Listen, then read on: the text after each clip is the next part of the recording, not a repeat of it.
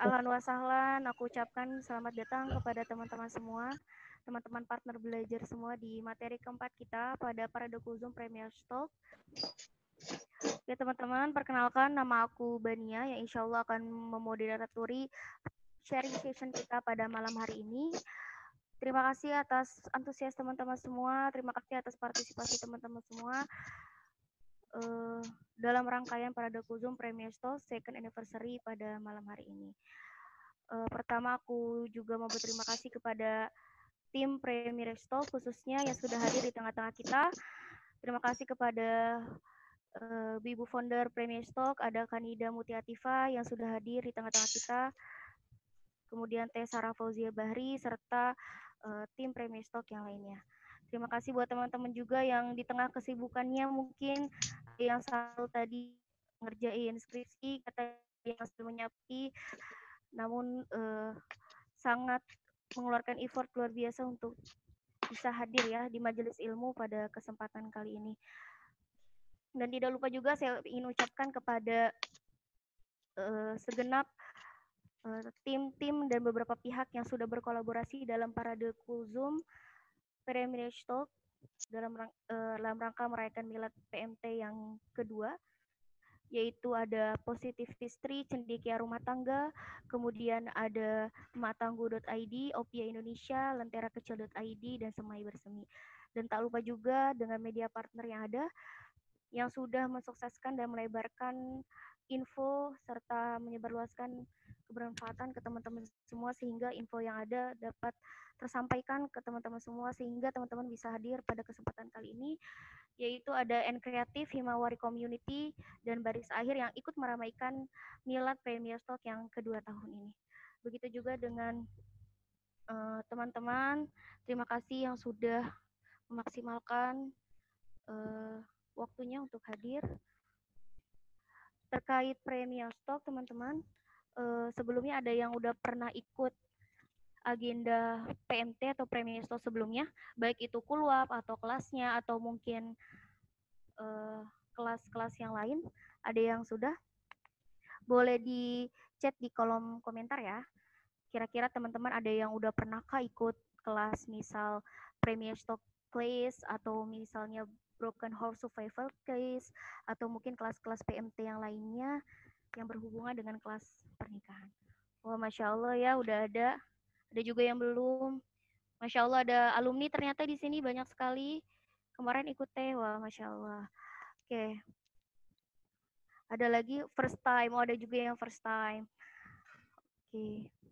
Oke nih teman-teman, mungkin dari teman-teman yang hadir pada kesempatan malam hari ini, mungkin ada yang udah tahu apa itu PMT, mungkin ada juga yang hanya tahu sekilas dan sebagainya.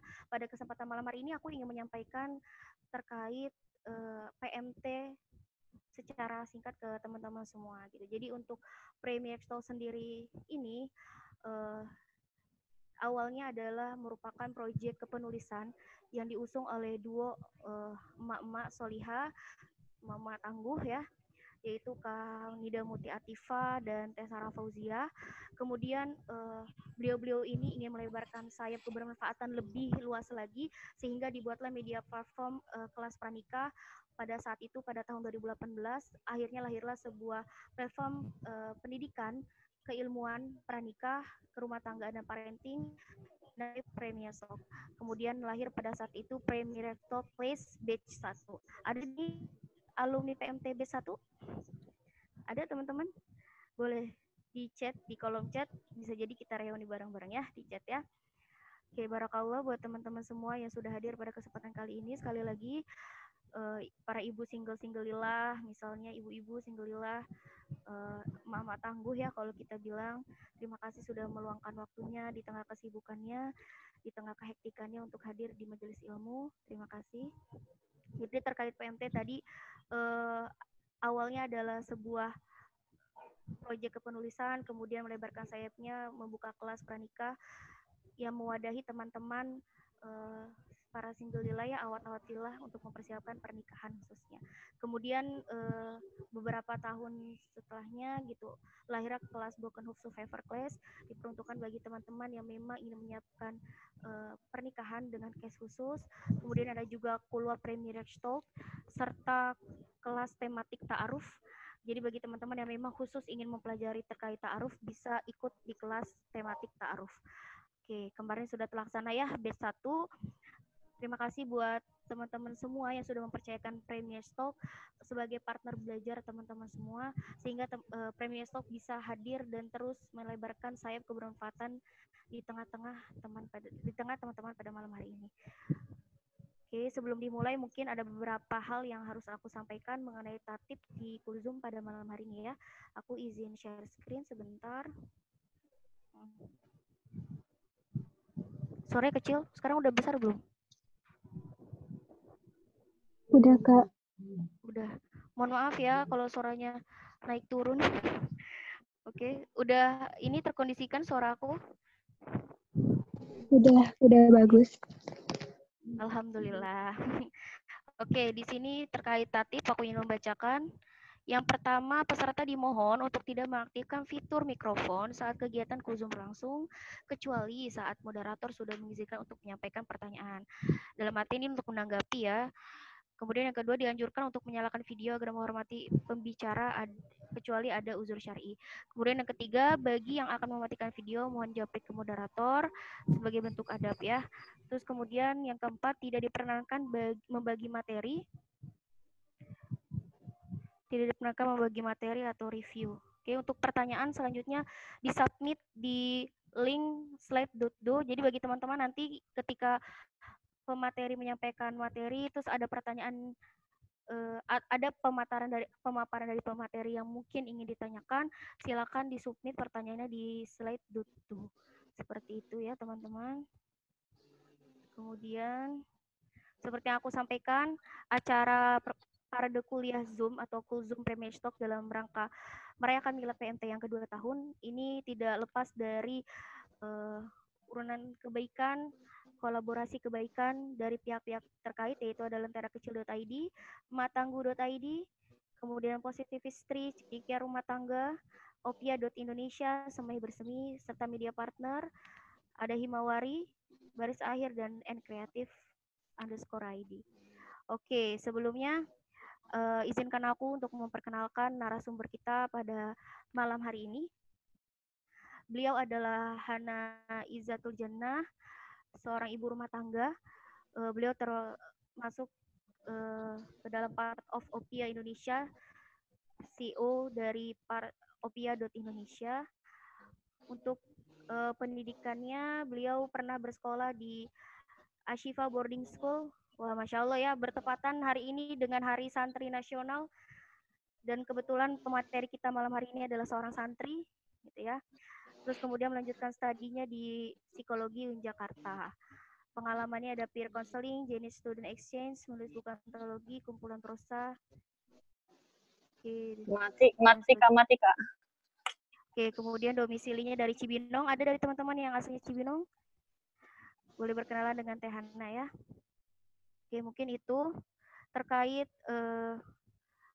sekilas tentang pemateri kita pada malam hari ini. Oke, teman-teman semua. Terkait mungkin ada ingin ditanyakan sebelumnya? Terkait tatip ada yang ingin ditanyakan? Oke, diizinkan ya bagi teman-teman yang memang sangat tidak memungkinkan untuk menyalakan videonya, insya Allah diizinkan.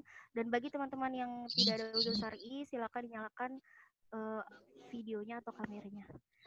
Oke, tadi terkait Teh Hana, sebelum aku menyapa pemateri kita pada malam hari ini, ada yang tahu tema kita malam hari ini tadi apa ya? Ada yang tahu? Boleh dinyalakan audionya? Kurikulum keluarga muslim. Oke, good. Barakallah. Bagi teman-teman yang ingin menanyakan pertanyaan, kira-kira disubmit di mana ya? Ada yang tahu? Di Slido. Ya, slide.do ya. Jadi bagi teman-teman yang mungkin ada pertanyaan yang ingin ditanyakan bisa disubmit di slide.do. Oke, selanjutnya aku akan menyapa pemateri kita malam hari ini. Apakah sudah hadir? Oke, alhamdulillah sudah ya. Mari kita beri hangat kepada pembicara atau pemateri kita pada malam hari ini, Kak Hana Izul Jannah. Assalamualaikum Kak Hana. Waalaikumsalam warahmatullahi wabarakatuh, Kak Bani. Masya Allah, gimana Kak Hana kabarnya? Sehat? Alhamdulillah sehat. Oke, alhamdulillah. Iya. Iya nih Kak Hana, tadi kan aku udah ngejelasin nih ke teman-teman semua. Apa sih itu terkait tadi media partner itu apa, terus kemudian ada juga tadi pengalaman Kak Hana yang menjadi part of dari Opia.Indonesia. Iya. Nah, di sini mungkin teman-teman ada juga nih yang belum tahu Opia.Indonesia itu apa sih sebenarnya. Jadi mungkin bisa dijelasin sedikit Kak terkait apa sih itu Opia.Indonesia, itu komunitas atau lembaga di sana. Persilakan kepada Kak Hana. Iya, terima kasih Kak Bani atas waktunya. Bismillahirrahmanirrahim. Sebentar ya. Pasin. Oke, terima kasih telah dipersilakan untuk bicara. Jadi saya sekarang kesibukannya salah satunya di Opia Indonesia. Opia Indonesia itu dia platform edukasi dan konseling. Jadi kalau misalnya lihat di Instagramnya, di sana di bio-nya diklik teman-teman, itu ada form. Kalau misalnya teman-teman lihat form untuk curhat. Jadi di situ bisa konseling bersama konselor kami dari tim Opia di situ, dan kalau fitnya isinya kami rencanakan untuk edukasi seputar temanya tentang pasangan couple, gitu. Tentang keluarga juga, gitu. Jadi di situ seputar edukasinya ada di situ. Kita juga di dalamnya ada program seminar dan kulgramia, jadi kuliah telegram gitu. Mungkin itu. Oke, terima kasih Singkatnya. Kak Hana. Ya. Oke, terima kasih Kak Hana atas penjelasannya terkait apa itu Opia.Indonesia. Oke, sebelumnya suaraku masih terdengar teman-teman atau putus-putus? Jelas? Jelas Kak. Oh jelas, alhamdulillah. Oke, jadi tadi kita sudah dengar ya dari Kak Hana terkait apa itu Opia.Indonesia, merupakan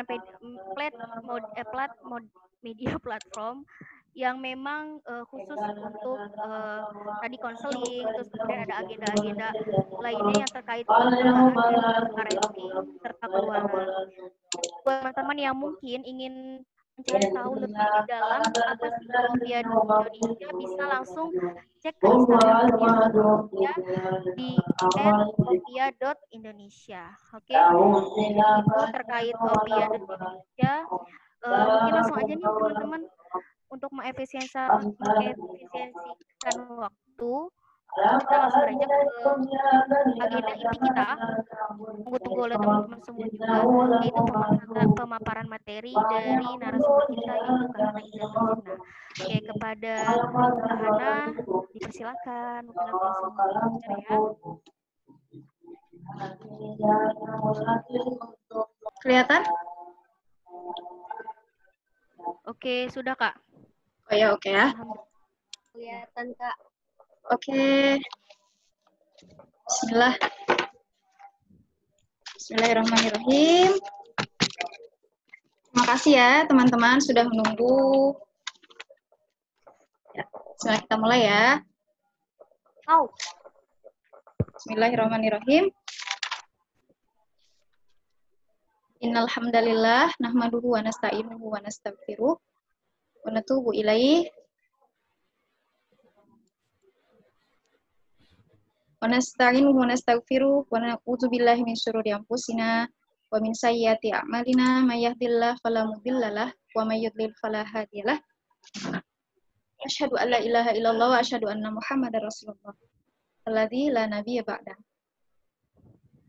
Rabbi shrah li sadri wa yassir li amri wahlul 'uqdatam min lisani yafqahu qawli. Rabbi zidni ilma warzuqni fahma wa zidni huda. Amin ya rabbal alamin. Semoga kehadiran kita semua pada malam hari ini diberkahi oleh Allah, turunnya para malaikat, dan dimudahkan untuk kita jalan menuju surga karena sedang bersama-sama dalam majelis untuk sama-sama menuntut ilmu. Baik teman-teman, pada malam hari ini saya akan membawakan tema yang berkaitan dengan kurikulum, yaitu kurikulum keluarga muslim. Senang sekali teman-teman di sini. Mungkin di sini teman-teman ada yang lebih paham gitu ya tentang kurikulum. Ada yang dari pendidikan mungkin ya. Kak Bani kalau misalnya bisa sharing mungkin dari Kak Bani ya kalau misalnya bisa. Apa terkait sambil diusahakan. Oh enggak, iya PPT-nya. PPT-nya, oke. Iya, sambil diusahakan. Oke. Sekarang nih saya mau tanya dulu ya. Ini di mana sih itunya? Oke. Apa sih yang terlintas di benak teman-teman kalau mendengar kata kurikulum? Coba ditulis di kolom chatnya.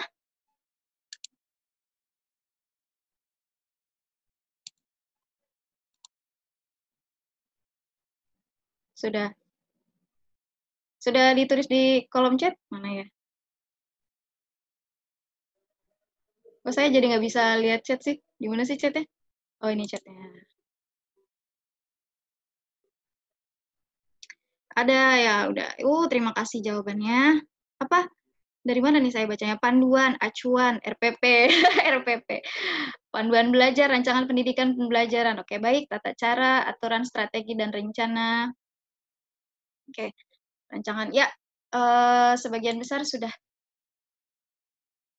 Ya, sesuai ya. Khasnya berkaitan dengan pendidikan. Kurikulum. Jadi kurikulum keluarga muslim. Kak Bani ada nggak ya? Ada nggak Kak Bani? Oke. Jadi kita ada 3 hal di sini, kurikulum, keluarga, dan muslim. Kurikulum tadi teman-teman udah ada yang katakan itu rancangan, guideline, patokan, RPP gitu ya, strategi dan rencana itu semua betul. Jadi kurikulum tuh bisa singkatnya kita sebut patokan gitu. Nah, terus komponen yang kedua ini keluarga. Keluarga, di dalam keluarga ada apa? Ada ayah dan ibu, ada suami dan istri, itu peran-perannya, kemudian ada anak-anak. Jadi kurikulum ini mencakup komponen-komponen keluarga itu. Ayah, ibu, suami, istri, anak-anak, ya. Oke. Kemudian muslim. Nah, di sini ada penegasan yaitu muslim. Jadi di dalam kurikulum itu kalau misalnya ada penegasan muslim berarti ada nilai-nilai yang terkandung di dalam kurikulum yaitu yang berkaitan dengan muslim ini gitu ya. Ini penjelasannya. Jadi kurikulum tuh guidelines atau apa sih, acuan untuk keluarga untuk bisa terus mengembangkan diri, baik yang ada di komponen-komponen keluarga itu ya, ayahnya, ibunya, anaknya, suami, istri gitu. Nah, itu isinya tentang sistem kegiatan keseharian yang dirancang agar nilai-nilai yang ingin ditanamkan dapat disampaikan dengan baik gitu. Jadi isi kurikulum itu sebisa mungkin itu berisi tentang bagaimana mengarahkan ayah bisa menjalani perannya sebagai ayah gitu. Terus ibu bagaimana dia bisa mengembangkan dirinya diatur di dalam kurikulum, terus bagaimana mengarahkan anak-anak juga diatur dalam kurikulum yang dibuat. Nah, ini salah satu landasannya, dan hendaklah takut kepada Allah Orang-orang yang seandainya meninggalkan di belakang mereka anak-anak yang lemah yang mereka khawatir terhadap kesejahteraan mereka. Oleh sebab itu, hendaklah mereka bertakwa kepada Allah dan hendaklah mereka mengucapkan perkataan yang benar. An-Nisa ayat 9. Jadi ini landasan dari kurikulum ya. Kita tidak boleh meninggalkan generasi yang lemah. Generasi yang lemah.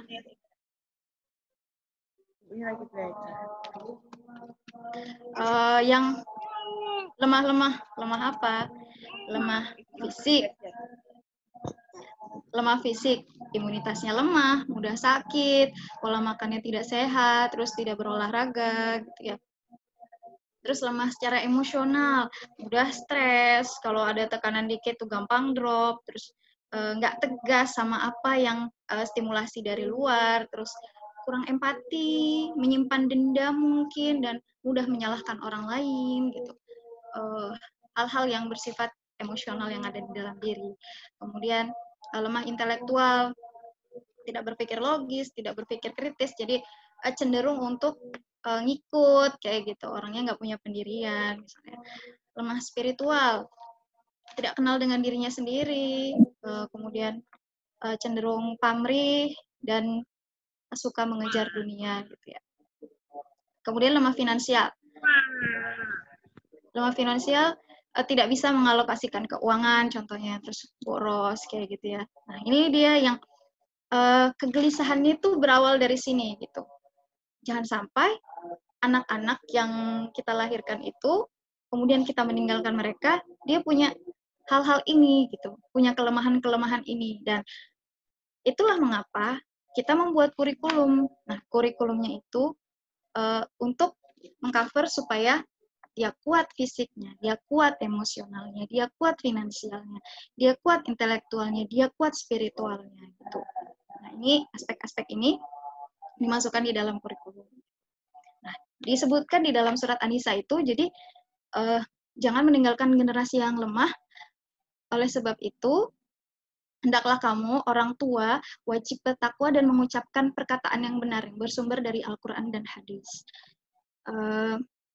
Jadi agar anak-anak tidak mengalami 5 kelemahan itu, maka orang tua perlu mempersiapkan dengan membuat kurikulum keluarga. Nah, di sini kalau bahasa Arabnya itu ya, mengucapkan bertakwa dan mengucapkan perkataan yang benar. Maksudnya, di sini kalau bahasa Arabnya itu qaulan sadida. Qaulan sadida itu perkataan yang benar, perkataan yang tegas, yang lugas, yang tidak ragu-ragu, yang tidak penuh keraguan-raguan, tidak pelin-pelan gitu, penuh kepercaya dirian. Nah, hal-hal itu terangkum di dalam kurikulum. Kurikulum itu mencerminkan suatu kepercaya dirian, apa sih, kita penuh persiapan gitu, dan ada ketegasan juga, kelugasan di sana gitu ya. Itu maksudnya yang saya terjemahkan qaulan sadid itu sama dengan diimplementasikan dalam kurikulum. Ini juga poin yang perlu kita perhatikan. Hai orang-orang yang beriman, peliharalah dirimu dan keluargamu dari api neraka yang bahan bakarnya adalah manusia dan batu. Penjaganya malaikat-malaikat yang kasar, lagi keras, yang tidak mendurhakai Allah terhadap apa yang diperintahkannya kepada mereka dan selalu mengerjakan apa yang diperintahkan. Yang di-highlight di sini adalah peliharalah dirimu dan keluargamu. Yang awal disebutkan adalah peliharalah dirimu, baru keluargamu. Yang sini dimaksudkan adalah sebisa mungkin diri kita nih bisa menyelamatkan diri sendiri, baru kemudian keluarga. Jadi kalau misalnya kita akan berumah tangga gitu, sebisa mungkin benahi dulu diri kita, selesai dengan luka masa lalu, selesai dengan luka pengasuhan kita gitu. Berusaha untuk mencari pertolongan agar ketika kita menikah tidak banyak PR gitu. Suami kita tidak menanggung banyak PR. Ketika kita memelihara diri kita siap untuk bisa memelihara keluarga kita gitu. Kayak contohnya misalnya di pesawat. Di pesawat itu kalau misalnya terjadi sesuatu, terus oksigennya jatuh dari atas tuh, yang diinstruksikan adalah kita pakai oksigen untuk dari kita dulu baru ke anak kita gitu. Karena kalau misalnya kita buru-buru nyelamatin anak kita yang nggak ketolong, anak kita juga bisa nggak ketolong gitu. Jadi sebisa mungkin kita perhatikan itu. Kita harus terus membenahi diri kita, selesai dengan diri kita sendiri. Ini perbedaannya kalau misalnya dengan kurikulum dan tanpa kurikulum.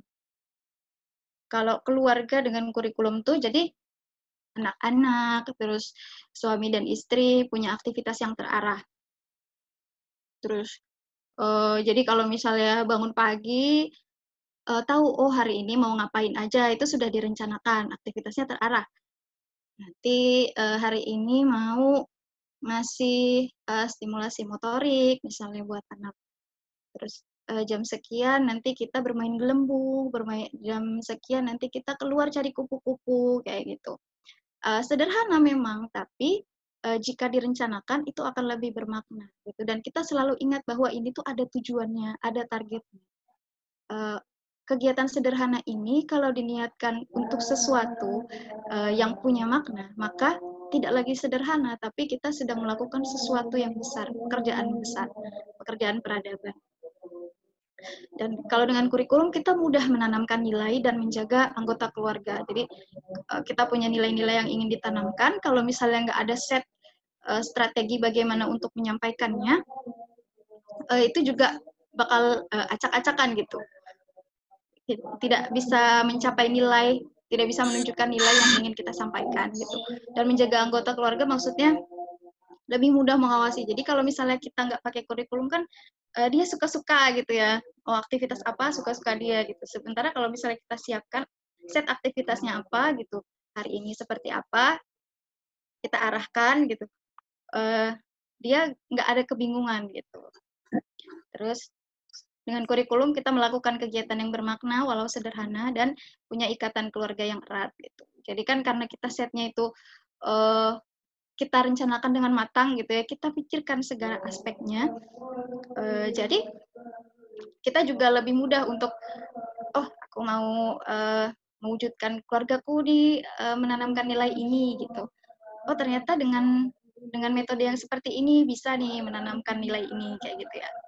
Nah, terus kalau misalnya tanpa kurikulum, cenderung mati gaya. Dan itu saya rasakan sendiri ya sebagai ibu rumah tangga. Misalnya saya bangun tidur, terus saya belum siapkan kegiatan gitu buat anak saya hari ini gitu. Dia mau ngapain? Ya udah gitu seharian akhirnya dia main sih, ada kegiatan, ada aktivitas, tapi kurang bermakna dan saya jadinya mati gaya. Nah, kalau kayak gitu udah cenderung mengabaikan akhirnya, karena saya lebih berpikir untuk menyelesaikan kegiatan lain yang menurut saya itu prioritas, misalnya nyetrika baju misalnya. Sementara kalau misalnya kita siapkan kurikulumnya, kita tahu saat ini waktunya kita untuk mengerjakan pekerjaan kita. Kemudian di saat yang lain ada porsinya untuk mendampingi anak gitu. Potensi lalainya lebih besar gitu, kita lebih menyerah pada gadget gitu, dan anak kita melakukan aktivitas yang sesuka hati gitu dan akan jauh dari target dan tujuan gitu. Kalau misalnya anak saya masih balita, itu di rumah terus. Sementara kalau misalnya anaknya sudah besar, sudah sekolah, itu lebih berasa lagi. Dia bisa melakukan aktivitas sesuka hatinya gitu. Karena dia sudah mengenal dunia luar. Kalau misalnya masih di dalam kan masih pure gitu. Kita menanamkan nilai-nilainya tuh masih lebih besar dominan kita gitu dibanding pihak-pihak yang lain. Tanpa kurikulum juga akan banyak PR ikutan. PR ikutan itu maksudnya kalau misalnya nggak direncanakan kurikulumnya, nanti ketika dia sudah lebih besar lagi kecanduan gadget misalnya, terus dia nanti bergaulnya salah-salah gitu, lebih attach sama temannya, lebih dekat sama temannya, lebih percaya sama orang lain, lebih dekat sama pengasuh kayak gitu. Itu karena tidak direncanakan dengan kurikulum gitu. Oke.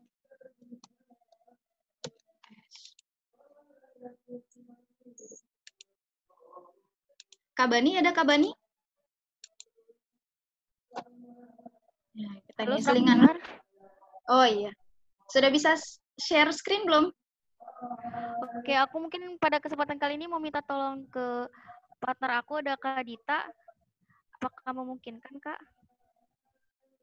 Karena tadi nggak memungkinkan untuk di Oh ya udah, nggak apa-apa Kak. Ya, saya lanjutin ya. Dari tadi ya. ngomong sendiri tuh kayak nggak ada yang dengerin. Jadi kayaknya harus lebih sering ngajak ngobrol Kabani ya, gitu. Ini selanjutnya ini kurikulum Rasulullah Shallallahu Alaihi Wasallam. Jadi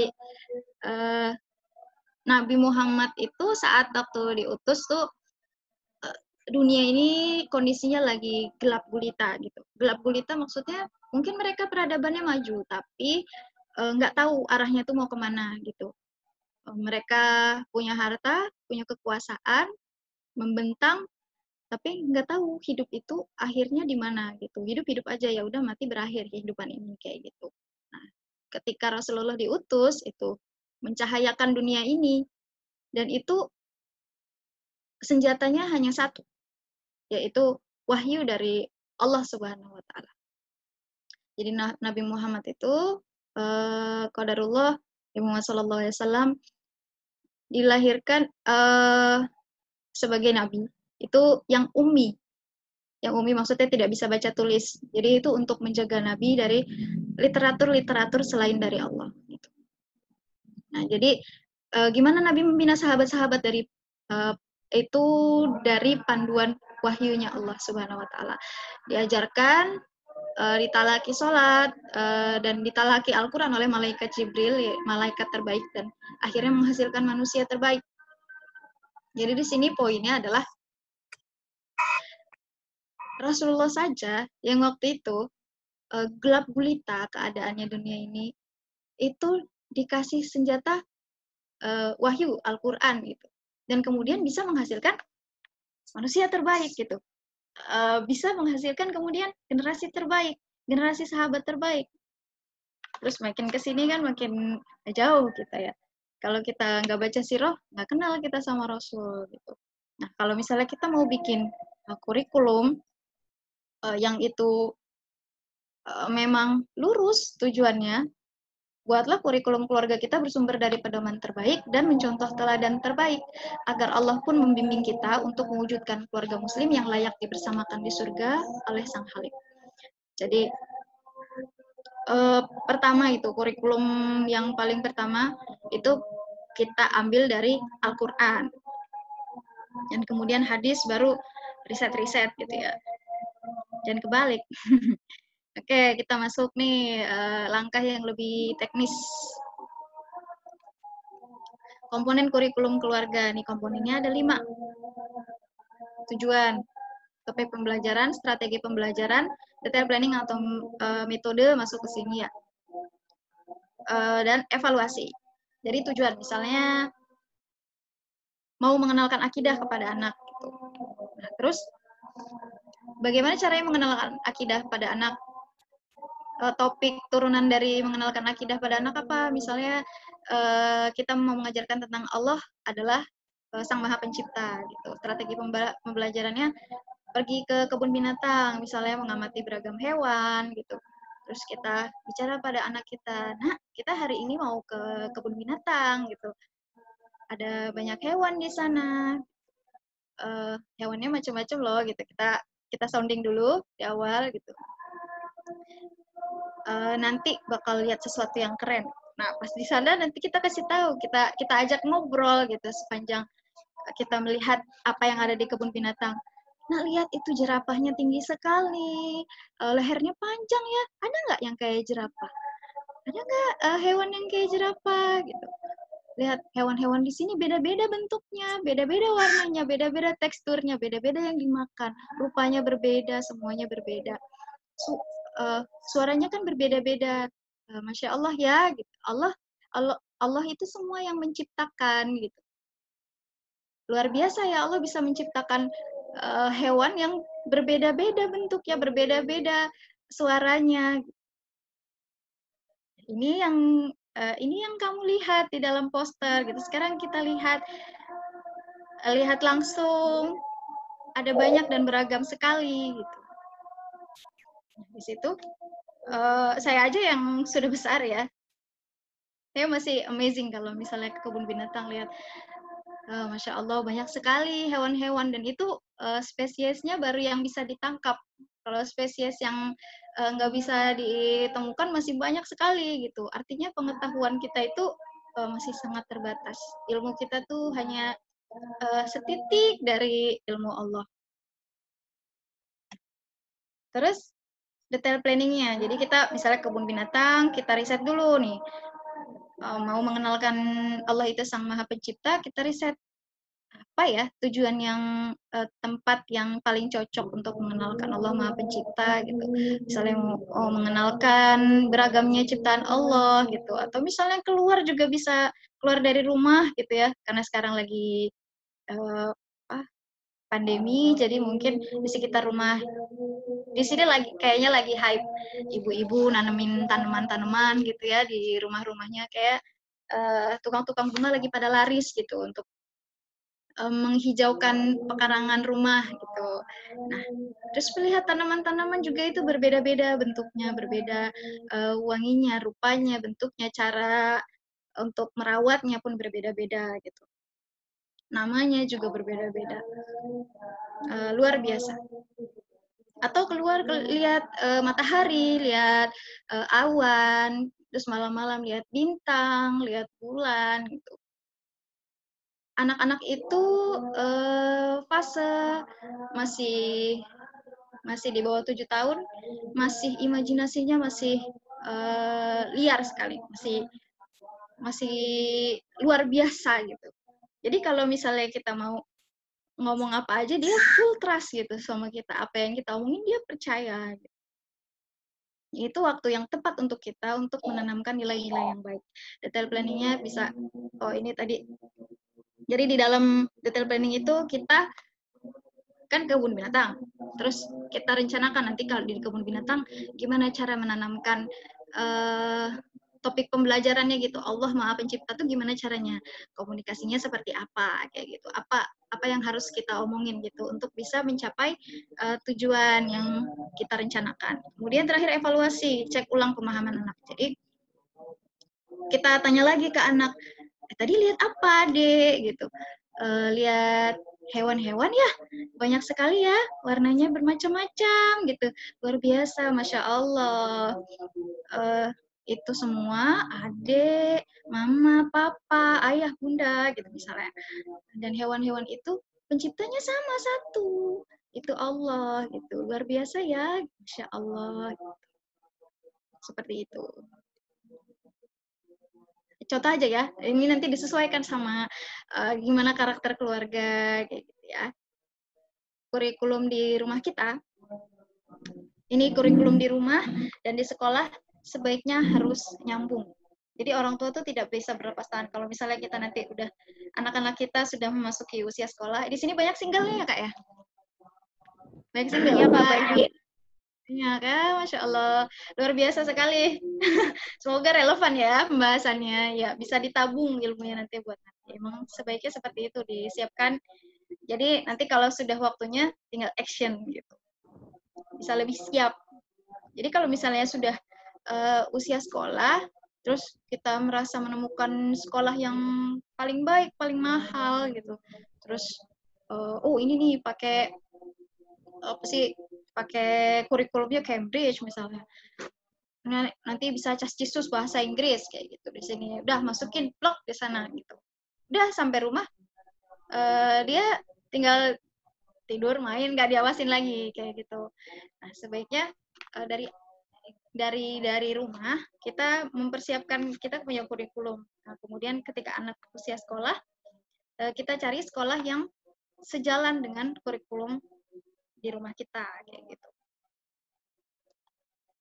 Harus disesuaikan. Jadi ketika di dalam rumah tuh anak-anak sudah dibekali dengan akidah gitu, dengan kesalihan, bibit-bibit kesalihan dan imunitas untuk menghadapi dunia luar gitu. Karena nanti dia bakal bergaul sama teman-temannya. Kak Bani, suaraku jelas nggak? Atau terlalu lantang apa gimana? Terlalu jelas Kak. kurang. Alhamdulillah jelas. Ya.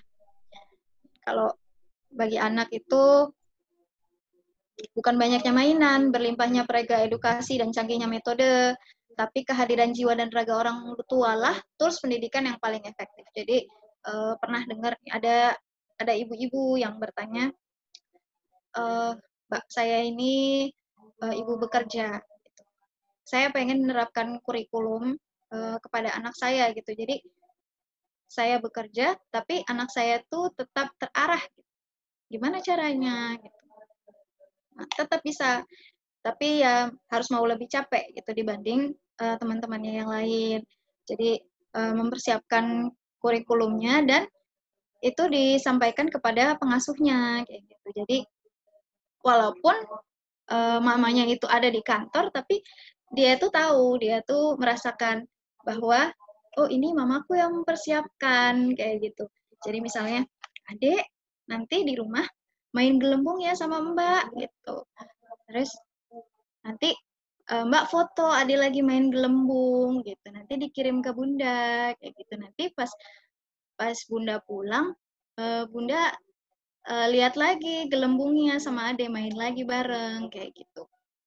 Nah, terus kalau seperti itu kan anak ingat, oh ini bundaku ingat sama aku, walaupun bunda ada di kantor, tapi bunda ini nitipin gelembung buat mbak aku mainin gitu. Buat mbak dan aku mainin gelembungnya kayak gitu. Atau misalnya main masak-masakan misalnya. Atau mewarnai gitu. Ada nanti mewarnai ya sama mbak.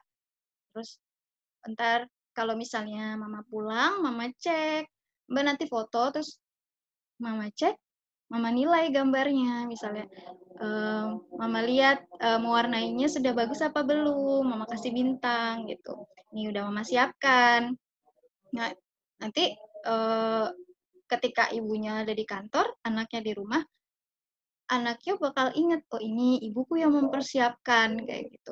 Walaupun ibu di kantor, tapi aku tetap merasakan kehadiran ibu kayak gitu. Selanjutnya, isi dari kurikulum pendidikan. Yang pertama, tauhid, yang mesti ada nih ya, di kurikulum pendidikan, tauhid, mengesahkan Allah gitu, akidah yang tidak menyekutukan Allah, itu yang paling utama. Kemudian, muraqabatullah, merasa diperhatikan oleh Allah gitu ya.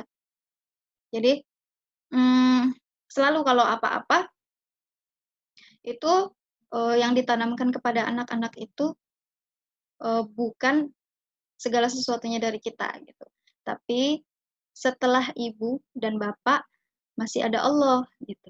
Kalau misalnya ibu dan bapak bisa memberi, Allah bisa memberi yang lebih. Allah mengawasi, Allah melihat kamu berbuat baik. Walaupun misalnya ayah dan ibu tidak melihat, tapi Allah melihat kayak gitu. Misalnya dia bisa menghafal surat An-Naba gitu. Terus aku sudah hafal surat An-Naba. Nah, terus ayah ibunya mengevaluasi gitu, mengapresiasi. Oh, sudah hafal surat An-Naba. Nah, terus yang dikatakan kepada anak itu, nanti kita karena kamu sudah hafal surat An-Naba, misalnya anaknya suka sepeda, suka bersepeda gitu. Nanti kita beli sepeda ya gitu. Maaf ya, cuma bisa beli sepeda. Gitu. Kalau ayah dan ibu cuma bisa beli sepeda. Itu Allah yang memberi, dititipkan kepada ayah dan ibu, dan diberikan kepada adik, karena adik sudah menghafal surat An-Naba. Tapi, kalau diulang terus-menerus surat An-Nabanya, dan diamalkan, diyakini betul-betul, dimaknai, nanti Allah bisa kasih hadiah yang lebih untuk adik, kayak gitu. Jadi, hadiah dari orang tua bukan hadiah yang final, kayak gitu. Dan hadiah itu bukan, kita tidak memberikan hadiah itu sebagai apa sih, imbalan gitu. Karena anak sudah hafal surat An-Naba gitu ya, sudah hafal Quran, terus kita memberikan sesuatu sebagai imbalan. Walaupun itu mobil misalnya, itu besar sekali gitu jumlahnya, tapi itu akan menjadi limit bagi dia gitu. Oh, aku hafal Al-Quran itu setara dengan mobil kayak gitu. Enggak, tapi nanti kita bentuk pola pikirnya itu, oh ayah dan ibu punya rizki lebih ngasih aku mobil sebagai apresiasi aku sudah hafal Al-Quran gitu. Tapi kalau misalnya aku terus pelihara hafalanku, Allah bisa kasih lebih untuk aku gitu, yang sifatnya imaterial. Nah, terus selanjutnya ibadah. Ibadah itu ritual yang berlandaskan iman. Contohnya, utamanya sholat ya. Sholat, sholat ini kan diperintahkan sholat itu sejak umur 7 tahun. Perintahkan anakmu sholat gitu saat umur 7 tahun. Nah, sebelum umur 7 tahun itu, ini dikuatkan tauhid dan nilai muraqabatullahnya. Tauhid dan nilai muraqabatullahnya. Oh, ya. Jadi kalau misalnya anak sudah remaja, kemudian nggak sholat, terus misalnya orang tuanya protes gitu ya, kok anak saya nggak sholat, kayak gitu. Padahal sudah dibiasakan sejak umur 7 tahun gitu. Dari balita malah misalnya sudah dibiasakan sholat, kayak gitu. Terus, gimana? Itu evaluasi lagi ke tauhid dan muraqabatullahnya, penanamannya seperti apa. Gitu. Apakah sudah menancap di hati anak, dievaluasi. Gitu. Kalau misalnya udah tauhid sudah, muraqabatullahnya sudah gitu. Nah, ini otomatis dia bisa menjaga ibadahnya. Kemudian akhlak. Ini kalau kata Ustadz Salim ini jujur dan rendah hati itu kunci dari akhlaknya ibu dan bapak. Jadi misalnya kalau misalnya punya sifat jujur dan rendah hati, nanti dia bisa beranak pinak ke akhlak-akhlak yang lain gitu. Jadi yang penting tuh kejujuran dan kerendah hatian. Kemudian adab keseharian ya, yang biasa ibu-ibu ini kalau misalnya adab keseharian mudah dijumpai, kayak misalnya minumnya sambil duduk, minumnya tangan kanan, baca bismillah dulu, masuk kamar mandi kaki kiri, baca doa dulu, keluar kamar mandi doa, kayak gitu-gitu ya. Itu contohnya. Next. Oke. Nah, nih kurikulum itu harus berimbang antara dunia dan akhirat, skill individu dan skill sosial, fisik dan spiritual, edukatif dan rekreatif. Ini maksudnya yang ada di dunia, misalnya gimana dia finansial, mengatur keuangan, kayak gitu ya. Terus akhirat yang berkaitan dengan keagamaan, spiritualnya, skill individu, misalnya skill kemandiriannya, skill kesehariannya, terus yang berkaitan dengan kemampuan dia untuk menyelesaikan tantangan-tantangan yang ada di kehidupan sehari-hari gitu. Skill sosial itu komunikasi, misalnya public speaking, terus negosiasi atau bagaimana berbaur dengan orang lain gitu, tetangga atau keluarga kayak gitu ya. Nah, ini harus diseimbangkan. Jangan semuanya akhirat semua gitu ya. Memang penting, tapi juga harus diseimbangkan dengan skill-skill yang fisik, gitu, edukatif, rekreatif dan edukatif juga harus diseimbangkan. Jadi misalnya anak-anak kan perlu bermain, itu juga harus kita perhatikan. Jangan misalnya kita ngasih kurikulumnya edukatif tapi membebani otaknya terus-menerus kayak gitu. Misalnya les atau misalnya kita mengajari dia langsung tapi terus-terusan tentang sesuatu yang bersifat edukasi terus-menerus, nggak ada bermainnya gitu, nggak ada permainan outdoornya, jadi harus diseimbangkan. Kurikulum juga disesuaikan dengan karakter, ciri khas, budaya, value keluarga, kebiasaan. Misalnya ada keluarga yang sukanya bercocok tanam, atau keluarga yang sukanya di perpustakaan, keluarga yang sukanya memasak, itu kan bakal berbeda-beda ya. Misalnya mau memaksakan dengan kurikulum orang lain juga tidak bisa gitu ya. Disesuaikan dengan apa yang disukai, yang dicenderungi. Kalau belum tahu ya dicoba banyak hal. Dicoba aja gitu.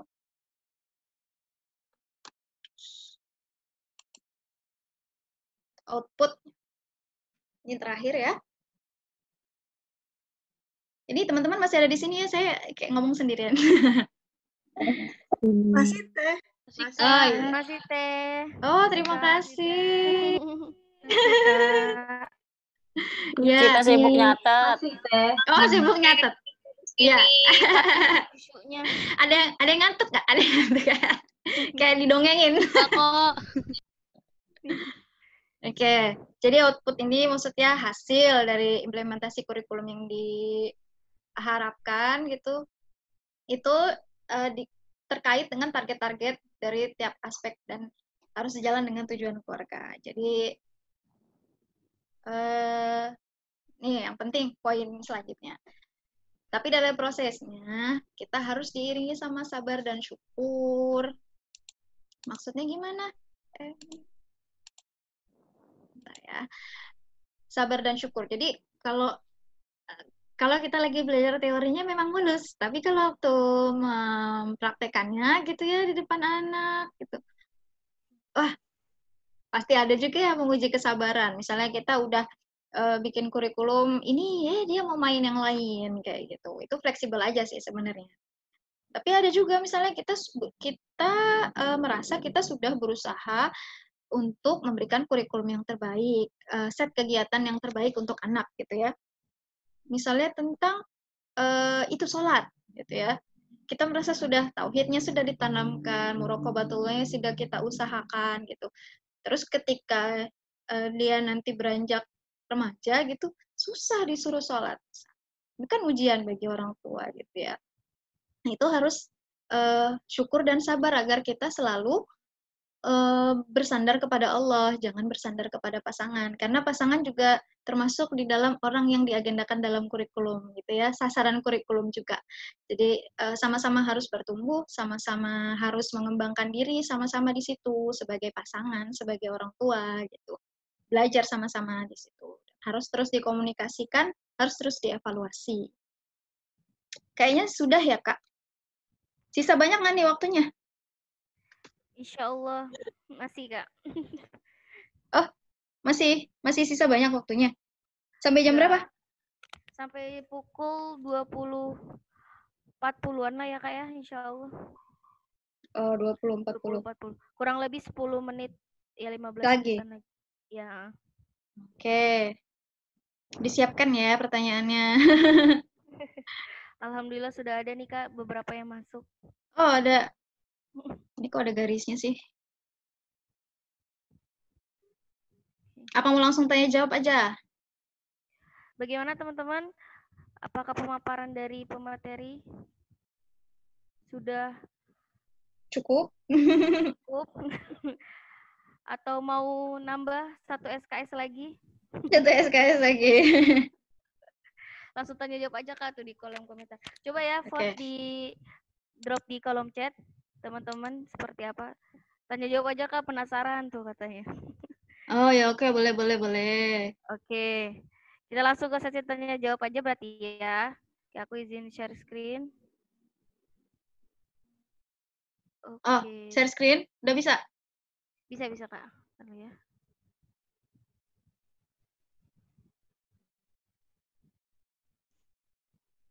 Kelihatan nggak ya? Kelihatan nggak? Kelihatan di mana? Aku harus stop share screen dulu ya. Tapi bisa nggak? Bisa kan insya Allah. Coba, bisa nggak Bani? Di aku sih udah ada ininya. Terlihat. bisa Kak? Iya, Bisa. di teman-teman udah terlihat? Udah, Kak. Oke. Jadi di sini nih Kak udah ada. Oke, terima kasih teman-teman. Jazakillah.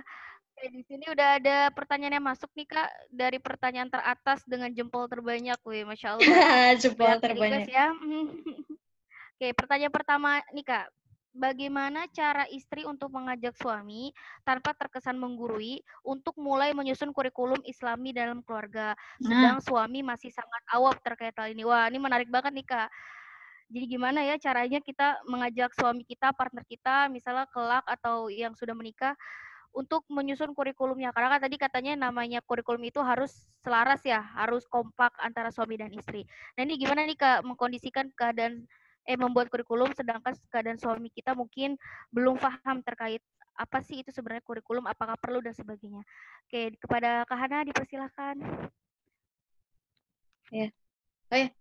Ya, terima kasih atas pertanyaannya. Ini cukup umum pertanyaannya, tapi tetap susah sih jawabnya.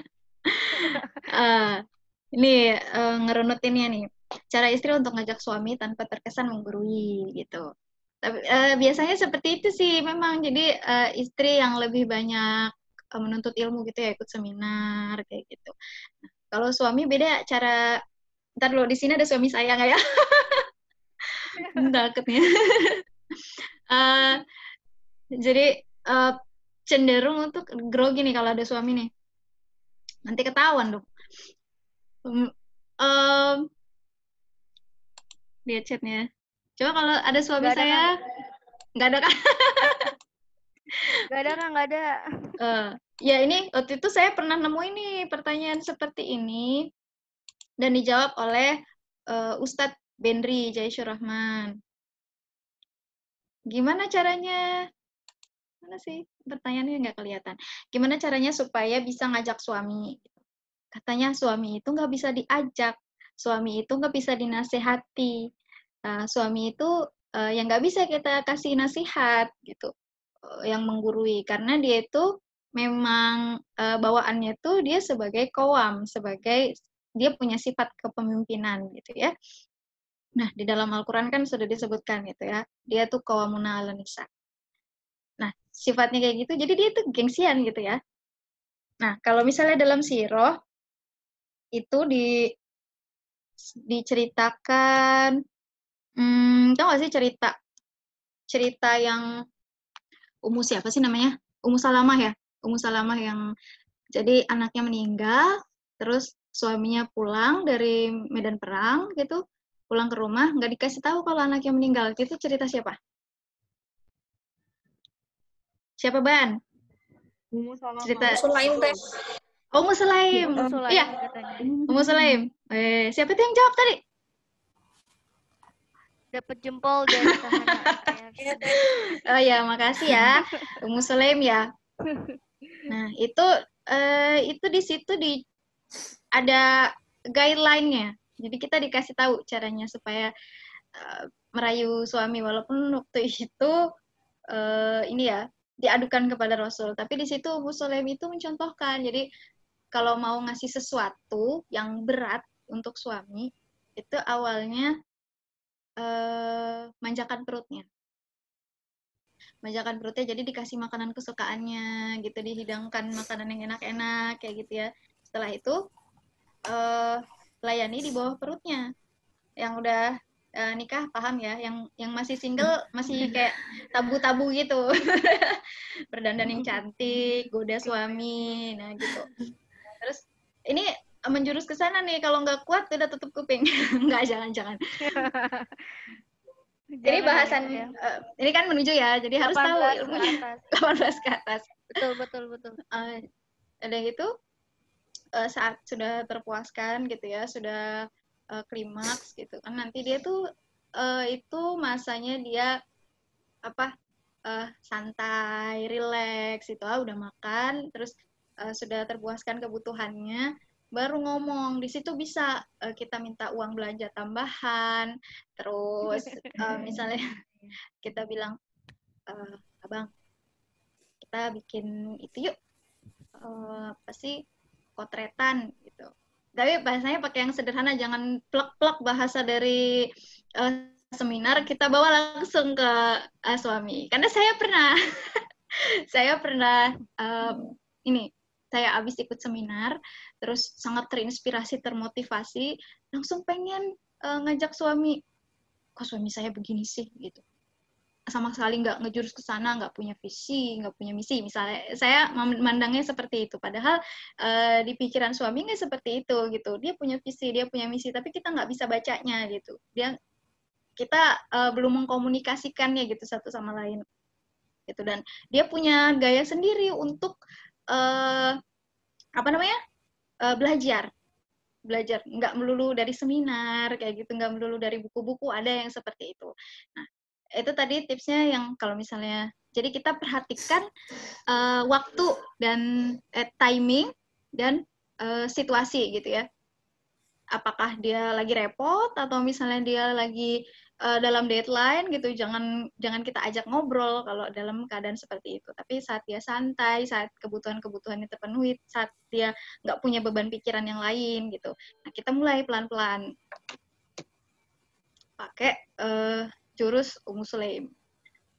Juga pakai gayanya suami. Misalnya suami itu dikomunikasikan dulu. Kalau suami saya, waktu itu saya komunikasiin, aku kok ngerasa rumah tangga kita tuh kayak nggak jelas gitu loh, nggak ada tujuannya gitu. Nah, saya bilang kayak gitu misalnya. Aku tuh pengennya kamu ikut seminar gitu.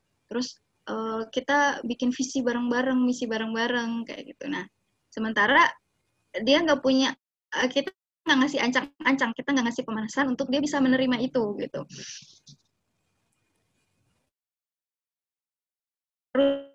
Sama dulu persepsinya dari awal gitu. Kalau kita kan, kalau perempuan settingnya udah kayak gitu, belajar terapkan kayak gitu. Kalau mereka dia harus punya bergaining dulu, harus dia diakui gitu kalau dia itu bisa menghandle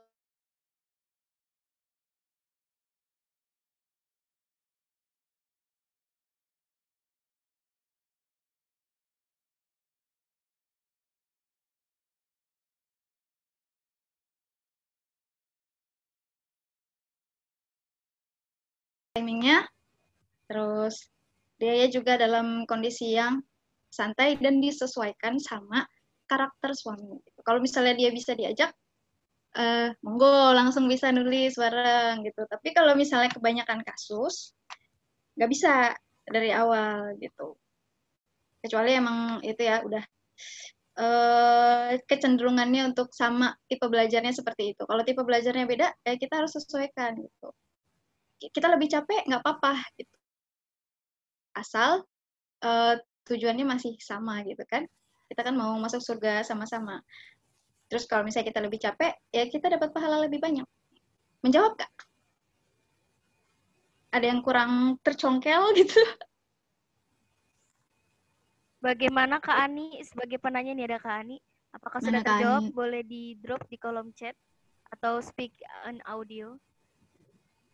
Ya Ani, aku Bani sih, ini ada Ani ternyata. Bagaimana Kak Ani, sudah terjawab? Sepertinya sudah ya, insya Allah ya. Ada di chat? Oke, insya Allah sudah terjawab ya Kak Ani. Terima kasih Kak Ani atas pertanyaannya. Terima kasih juga Kak Hana atas pemaparan jawabannya yang sangat solutif sekali. Alhamdulillah, khususnya bagi para single lillah ya yang mungkin belum memutuskan menikah dengan si calon. Seperti itu Kak. Oke, kepada Kak Hana dipersilahkan. Maksudnya bikin kurikulum bareng-bareng calon gitu? Ya gitu bukan? Mungkin seperti itu kali ya, mungkin pas lagi proses ta'aruf kali ya, jadi dikomunikasikan. Atau memang ketika sudah menikah baru dibentuk, atau seperti apa baiknya kurikulum bagi keluarga itu dibentuk gitu. Ya, oke. Sebagai individu, bismillahirrahmanirrahim, sebagai individu, sebaiknya kita juga punya kurikulum itu. Saya dari kapan ya? Dari SMP apa SMA ya? Udah sering melakukan itu. Jadi apa aja aspek-aspek yang mau ditingkatkan dari saya, misalnya mau ningkatin hafalan Quran, misalnya, terus hafalan Quran, udah gitu bidang olahraga misalnya yang saya nggak terlalu bisa gitu tapi harus dilakukan, terus sastra, nah kayak gitu bikin yang seperti itu. Terus nanti berkembang lagi waktu kuliah dibikin lagi secara ruhiyah gitu, spiritual, emosional, terus fisik apa, finansial apa yang harus ditingkatkan kayak gitu. Itu punya kurikulum individu, punya kurikulum pribadi yang kita jalankan sendiri. Nah, ketika kita masuk ke jenjang pernikahan, itu kita juga sebaiknya mengkawinkan kurikulum itu gitu, kurikulum diri kita dan kurikulum pasangan. Kalau misalnya orangnya memang terstruktur seperti itu ya gitu, atau misalnya dia sebenarnya melakukan gitu dan ada tekad gitu, sesuai guideline, cuma dia nggak tertulis gitu. Si calonnya kan bisa terlihat di kesehariannya seperti apa. Oh ternyata dia punya polanya gitu. Oh ada pola pengembangan dari spiritualnya, ruhiyahnya gitu, ibadahnya. Dia punya set goal gitu. Dia punya pengembangan diri gitu. Punya apa namanya, plan gitu untuk diri dia sendiri gitu ya. Nah, itu kita bisa kelihatan dari kalau misalnya yang ta'aruf gitu dari CV-nya gitu ya. Terus bisa digali juga di pertanyaan. Nah, kalau misalnya untuk itu kan kelihatan ya, dia punya kurikulum atau enggak dari kesehariannya, dari apa yang dia katakan tentang gimana ibadahnya, gimana dia pernah misalnya pengalamannya apa aja, terus skill-nya apa aja, kan dari situ bisa kelihatan.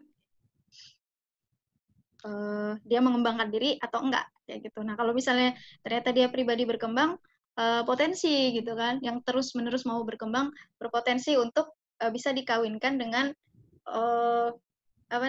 modal diri kita yang juga ingin terus berkembang kayak gitu. Nah nanti kalau udah kelihatan kayak gitu, nanti pas nikah lebih mudah lagi. Oh aku mau mengembangkan sisi diriku yang ini gitu. Terus kamu mengembangkan sisi dirimu yang itu, kita satukan jadi sebuah jadi sesuatu gitu, jadi aktivitas bersama kayak gitu. Jadi itu ya, sudah menjawab? Oke, jadi gitu teman-teman ya, terkait kurikulum baiknya dibentuknya sebelum atau setelah menikah, mungkin lebih baik ketika ini buat teman-teman yang masih single juga bisa ini ya kayak dicicil dari sekarang gitu ya untuk menyusun kurikulum pribadi terlebih dahulu, kemudian ketika nanti sudah menikah, jadi sudah bisa dikombin antara kurikulum milik individu dengan milik pasangan masing-masing. Yang tentunya disesuaikan juga dengan visi misi hidup ya dan pernikahan yang sudah dibentuk. Oh iya itu. Oke, selanjutnya kita lanjut ke pertanyaan selanjutnya nih Kak ya. Ada pertanyaan kurikulum dalam merancang kurikulum keluarga muslim, jika seorang akhwat masih baru dalam hijrahnya, poin-poin apa yang harus dipelajari agar terbentuk dengan benar? Oke. Dalam merancang kurikulum. Oh ya, sudah? Iya udah. Sudah ya, Kak? Ya. Sudah, Kak. Yang mana tadi?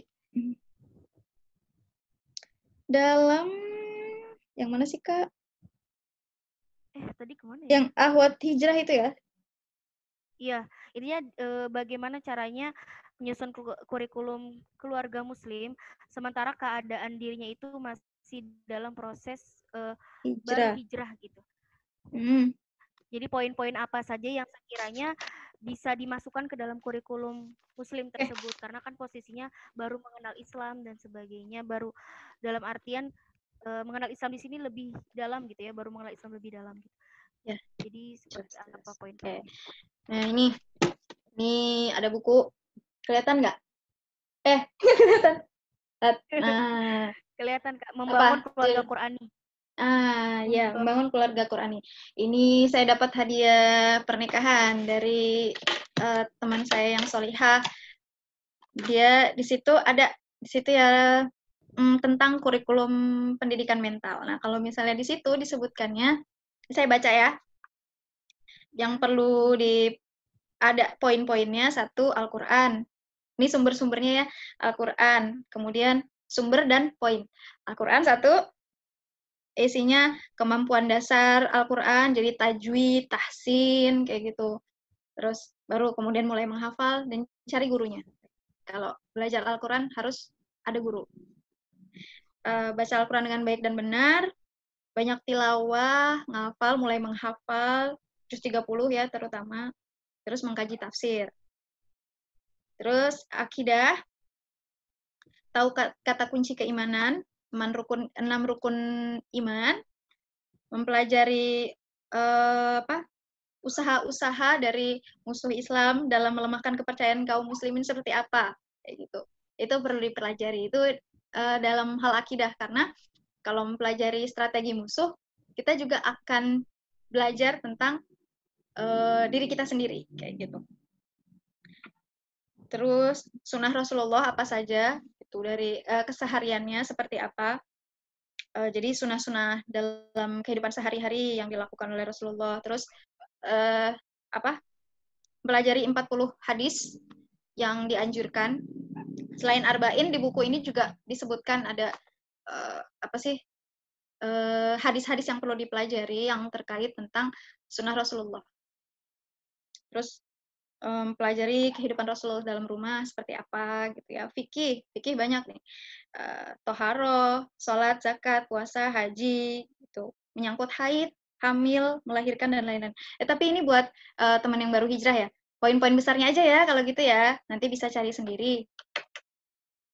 Atau nanti saya tulisin aja ya di WhatsApp mungkin ya. Di sini kepanjangan. Fikih. Tadi Al-Quran, akidah, sunnah Rasulullah, fikih, sirah nabawiyah,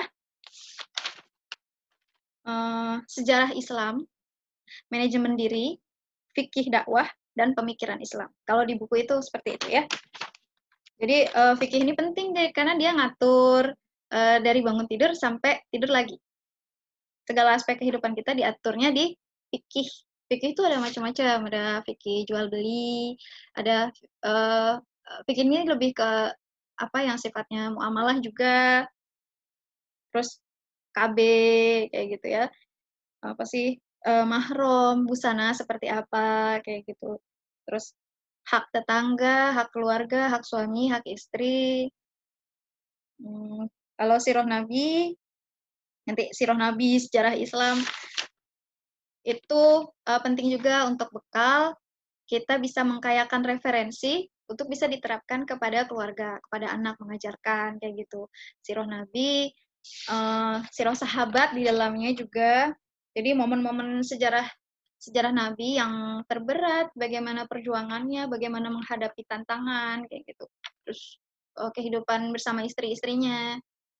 Yang saya belum tuntas tuh mempelajari tentang bagaimana karakteristik tiap istri Rasulullah, karena ada seorang ustadz yang berpesan kalau bisa nih para akhwat gitu mempelajari semua sirah sahabiyah, kemudian mencocokkan dirinya dengan salah satu sahabiyah mirip ke siapa. Oh, aku cenderungnya misalnya sama Sayyidah Aisyah.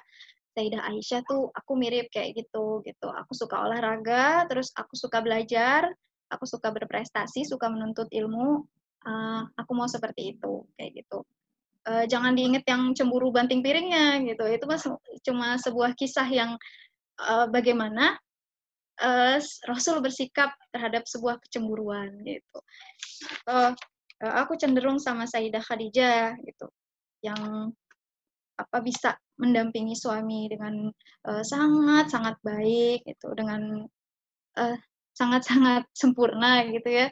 Bisa tahu kapan waktu yang tepat untuk bicara, kapan untuk diam, kapan untuk memotivasi, kapan untuk memberi masukan, kayak gitu. Seperti itu ya kayaknya tadi kurang lebih sudah disebutkan. Ada 1, 2, 3, 4, 5, 6, 7, 8, 9. Fikih dakwah ini mungkin beberapa masih ada yang asing dengan fikih dakwah ya. Apa tuh dakwah gitu, kayaknya itu mah yang ikut lembaga dakwah aja dah kayak gitu, gue mah nggak ikutan kayak gitu misalnya. Tapi jangan salah, fikih dakwah itu mungkin namanya aja nggak familiar, tapi sebenarnya kita semua itu diembankan amanah itu. Jadi Rasulullah itu mendidik sahabat kemudian mendidik generasi setelahnya. Rasulullah itu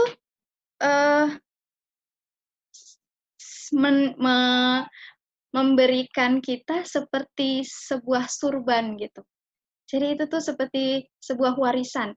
Kalau misalnya dulu nabi-nabi yang sebelum-sebelumnya itu berdakwah ya nabi itu sendiri gitu, nggak meminta untuk pengikutnya juga menyebarkan agama itu. Tapi kalau Rasulullah beda gitu. Kalau misalnya kita ikut menyebarkan agama, kebaikan, terus hal-hal yang ada di dalam Islam, itu artinya kita juga mengerjakan tugas nabi, tugas para nabi, kayak gitu. Nah itu kan luar biasa kalau kita tanamkan kepada anak-anak kita. Luar biasa ya, ini ada berapa orang kalau misalnya benar-benar mempraktekkan gitu ya, luar biasa. Luar biasa Indonesia bisa berubah gitu. Karena mendidik generasi itu kita menciptakan peradaban. Terus Tidur dia. ini nanti yang tadi poin-poin kurikulum yang harus ada untuk teman-teman muslimah yang berhijrah. Nanti saya tulisin di WhatsApp mungkin ya, yang berasal dari buku tadi Membangun Keluarga Qurani. Iya, boleh banget. oke. Kaki tangannya kadang gerak. Selanjutnya, pertanyaan selanjutnya. Hana sebelumnya minta maaf, Bani kayaknya keluar karena sinyalnya jelek, jadi digantiin sama aku dulu ya, Kak. Ya, boleh. Oke. Kak Dita ya? Iya, aku share screen lagi ya yang itunya, pertanyaan selanjutnya. Iya, boleh. Oke, ini pertanyaan ini udah di-share belum ya tadi, Kak? Yang bagaimana perbedaan cara evaluasi kurikulum anak laki-laki dan perempuan, karena pada dasarnya secara psikologis antara anak laki-laki dan perempuan itu berbeda.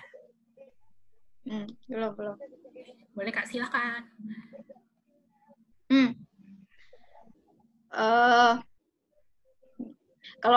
Kalau saya penerapannya, saya ke anak saya kan masih bayi anaknya, jadi saya masih banyak komunikasi gitu kan. Nah, walaupun dia laki-laki gitu, dan kecenderungannya kan anak laki-laki itu nggak terlalu banyak bicara dibanding anak perempuan gitu ya. Kalau anak laki-laki misalnya ditanya jawabnya singkat-singkat. Kalau anak perempuan kan nyerocos gitu, kalau ditanya satu, wah keluar semuanya apa yang dia lakukan. Tapi dia masih seusia ini masih ngoceh-ngoceh gitu. Jadi kalau saya evaluasi ke anak bayi. Ya, jadi tadi kita habis dari stadion ya. Lihat apa? Oh, lihat kereta kayak gitu. Terus nanti dia ngulang. Keretanya panjang dari mana gitu. Dia mengulang kan artinya dia menyerap informasi itu dan dia bisa deliver lagi ke saya kayak gitu. Nah, ini perbedaan dari cara evaluasi kurikulum anak laki-laki dan perempuan. Kayaknya karena saya belum menerapkan ya, saya belum tahu jawabannya. Karena secara psikologis beda, ya beda. Saya juga harus belajar lagi kayak gimana cara untuk evaluasinya. Beliur. Makasih Kak Hana jawabannya. Oke, Lanjut lagi ya, Kak. Bisa Kak, sudah disembelih. Teman-teman kalau ada yang Ya Allah. mikrofonnya masih nyala, tolong dimatiin dulu ya karena masuk ke audio kita. Tidur dia kenyang. Oke, lanjut ya, Kak.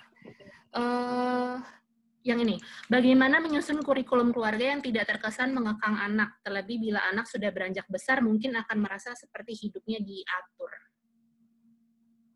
Menyusun kurikulum yang tidak terkesan mengekang anak. Oke. Karena kita ini, kalau di sini masih single ya, terus dari sejak dia kecil kita sudah menerapkan gitu, dia akan membuat memori itu, menjadikan itu sebagai memori yang menyenangkan. Oh, aku tuh ada aktivitas. Jadi sebenarnya dia nggak tahu kita tuh punya blueprint gitu, kita tuh punya kurikulum tertulis gitu. Yang dia tahu kita ngajak dia berdiskusi. Hari ini enaknya masak apa? Masak rendang gitu. Oh, kenapa masak rendang gitu? Aku lagi kangen rumah nenek misalnya. Oh, lagi kangen rumah nenek. Ayo kita bikin bareng kayak gitu. Jadi diajak komunikasi gitu ya anaknya. Dan karena dia nggak tahu itu tuh sesuatu yang sudah kita rencanakan dengan matang gitu. Jadi kita dalam penerapannya tuh mengalir gitu ya. Dan ngajak dia komunikasi gitu. Dia nggak merasa bahwa itu sesuatu yang kita tuntut gitu. Tapi dia juga diajak berkontribusi untuk memutuskan kegiatan apa gitu. Ya kita juga ketika kita sudah punya satu kegiatan dan kita inginnya itu gitu, kita sebisa mungkin kita arahkan anak kita untuk mengarah ke sana kayak gitu. Jadi dia nggak merasa aku diatur kayak gitu. Aku dipaksa melakukan ini padahal aku nggak suka kayak gitu. Kan kalau dari kecil dilihat tahu dan lebih banyak ragam kegiatan, tahu kalau misalnya oh dia kecenderungannya ke sini, kita nggak bakal ngasih dia kegiatan yang nggak dia suka gitu, kecuali hal-hal yang wajib ya. Jadi Seperti itu. lebih enak kita ikutan juga ya Kak, jangan cuma nyuruh-nyuruh doang gitu kan ya. Iya, iya, dan baiknya emang kurikulum itu ya dilaksanakan bareng-bareng, apalagi kalau anak-anak misalnya gitu ya, bermain bola. Ya ibu dan atau bapaknya ikutan main bola kayak gitu, lempar bola, tangkep bola, loncat-loncat, terus contohin loncat kayak gimana kayak gitu. Misalnya main di luar menanam bercocok tanam kayak gitu, ikut nggak sana nanam gitu, nggak kan, Kasihan jadi sendirian nggak ada gitu. komunikasinya gitu. Iya, jadi maksud justru nilainya nggak dapat gitu, di anak-anak nggak mendapatkan apa nilai yang ingin ditanamkan orang tua, itu justru dia nggak nyampe gitu pesannya. Oke, makasih Kak. Lanjut lagi. Mungkin berapa pertanyaan lagi Kak kira-kira maunya? 2 atau 3 atau masih Sampai mau? waktunya habis. Waktunya sampai jam berapa? Sebenarnya sih jam Sampai 9. waktunya habis aja. Tapi tadi kita mulai Oh, agak sampai. telat. Mulai agak telat. Oh ya, boleh. Terus Kak Hana aja mau. Coba dulu deh. Oke. Oh gitu. Mana yang penting deh? Oke, aku screen. Tunggu sebentar ya Kak. Oke nih, lanjut dulu deh yang ini deh. Bagaimana menyusun kurikulum keluarga muslim ketika keluarga kecil kita tinggal bersama orang tua atau mertua, karena kemungkinan banyak hal-hal yang bertentangan. Ya. Oke. Silakan Kak. Oke. Ini mohon maaf ya kalau misalnya saya menyampaikan pandangan saya gitu ya, untuk ketika kita berkeluarga sebaiknya pisah. Walaupun misalnya rumahnya sebelahan, dekat gitu ya, kalau bisa nggak satu atap gitu, karena nanti ada dua kepala di situ.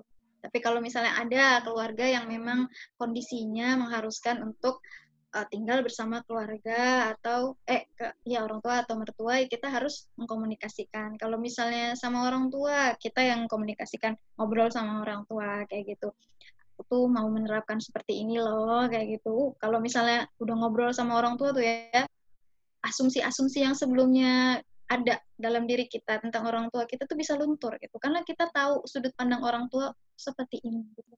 Oh ternyata bagus gitu, oh ternyata seperti itu pemikiran orang tua gitu, nggak bisa disalahkan gitu. Karena demi kebaikan juga misalnya kayak gitu. Nah kita sampein kalau aku mau anakku tuh nggak ngedok misalnya, aku mau anakku tuh nyusu langsung, nggak dikasih makan pisang umur 4 bulan misalnya kayak gitu. Itu disampaikan. Kalau itu orang tua, kita yang nyampein. Kalau misalnya mertua, lewat suami gitu, lewat pasangan kita untuk menyampaikan ke mertua gitu. Intinya satu itu kita urai masalahnya itu pisah rumah, pisah tempat tinggal sebisa mungkin walaupun ngontrak. Dan itu kita bisa lebih leluasa untuk bereksplorasi, membuat kurikulum keluarga. Terus yang kedua, komunikasikan gitu.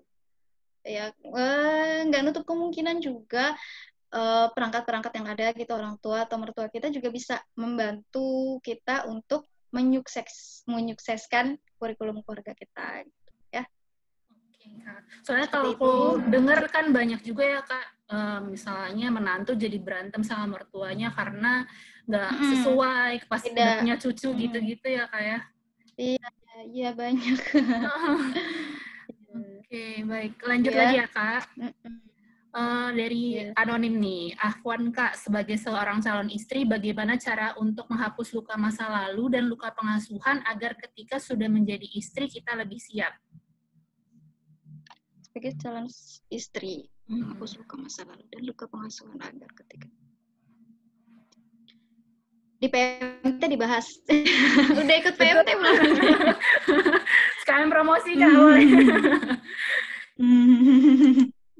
Iya, karena ada tahapan-tahapannya gitu ya. Atau promosiin buku orang nggak apa-apa ya. Teh Pepel tuh udah nulis buku membasuh luka pengasuhan di situ. Jadi ada terapinya juga. Karena kan luka itu kita bawa bertahun-tahun, dari kecil kita bawa sampai besar, menghapusnya nggak bisa 1-2 hari gitu. Kita harus ada waktu dan usaha gitu. Jadi ada terapinya, ada caranya juga, metodenya juga, langkah-langkahnya. Pertama, kita terima dulu kondisi diri kita. Oh iya, aku punya luka ini. Misalnya dulu apa nih, luka masa lalu apa contohnya? Misalnya pernah dicubit, begitu ya, pernah mendapat kekerasan fisik kayak gitu ya. Pertama-tama kita terima dulu kondisi itu, jangan disangkal. Kemudian kita berpikir kenapa dulu, siapa dulu yang terlibat? Misalnya orang tua kita. Saat kapan? Misalnya saat kita umur 7 tahun, misalnya kita ingat. Kemudian kita pikirkan ketika kita sudah besar, kenapa orang tuaku dulu seperti itu? Oh, ternyata orang tuanya juga kasar kepada orang tuaku, kayak gitu. Kakekku dulu kasar kepada orang tua, makanya akhirnya kebawa gitu. Kasihan gak dapat pendidikan yang layak, terus akhirnya aku jadi pelampiasan, kayak gitu. Aku tuh pelampiasan bukan karena mereka benci, tapi karena itu caranya untuk melepaskan beban hidupnya, kayak gitu misalnya, kayak gitu. Terus dimaafkan. Jadi kita terima, kemudian kita pikirkan apa penyebabnya orang itu melakukan seperti itu, kayak gitu. Terus dengan memikirkan sudut pandang yang lain gitu, kita bisa lebih lapang gitu. Kalau ini kan luka masa lalu mungkin lebih banyak lagi ya, dan gak cuma 1-2 hal gitu biasanya. Jadi memang harus bertahap disembuhkannya. Itu harus dipasrahkan banget sama Allah. Jadi di buku itu ada juga pembahasan gini, ada nggak sih orang yang nggak punya luka masa lalu gitu, nggak punya luka pengasuhan? Ada ternyata. Kan kalau misalnya kita mendidik anak, kita sebagai orang tua kan mungkin walaupun kita sudah lebih berilmu gitu ya dibanding orang tua kita, mengilmui tentang parenting, tapi nggak menutup kemungkinan kita kan juga punya salah, hilaf gitu, nanti error-error di tengah jalan gitu, ketelepasan kayak gitu ya ke anak kita. Nah, itu cara mengkoreksinya itu adalah dengan menyerahkan semuanya kepada Allah gitu. Kalau dikembalikan kepada Allah,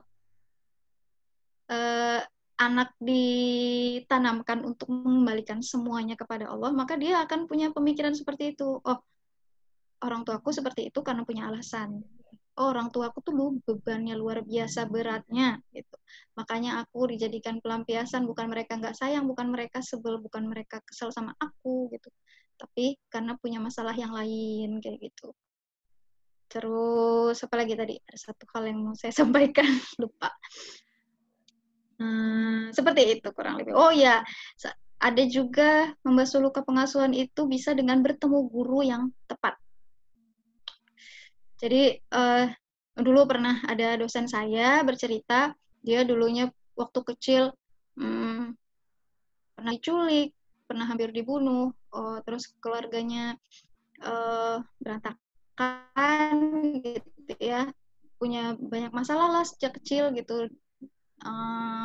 Katanya seharusnya dia didiagnosa punya gangguan mental tertentu. Tapi kenapa itu nggak ada? Padahal dulu masa kecilnya di list dia pernah punya banyak sekali kejadian yang seharusnya membuat dia trauma. Kenapa nggak punya gangguan mental itu?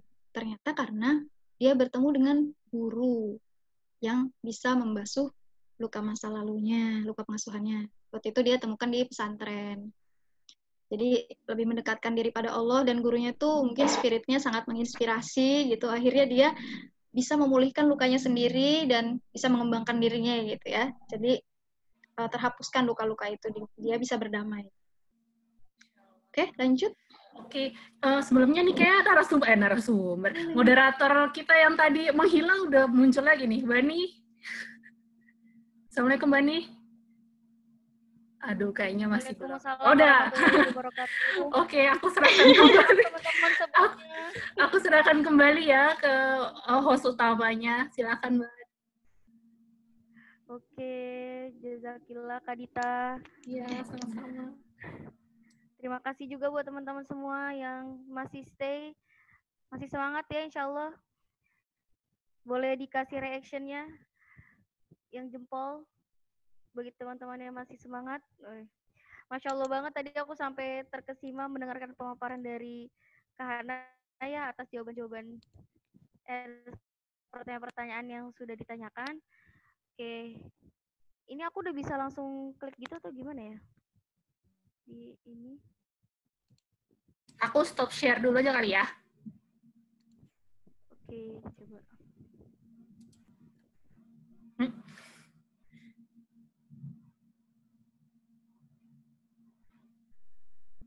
Ya. Oke, assalamualaikum teman-teman. Maaf ya sebelumnya.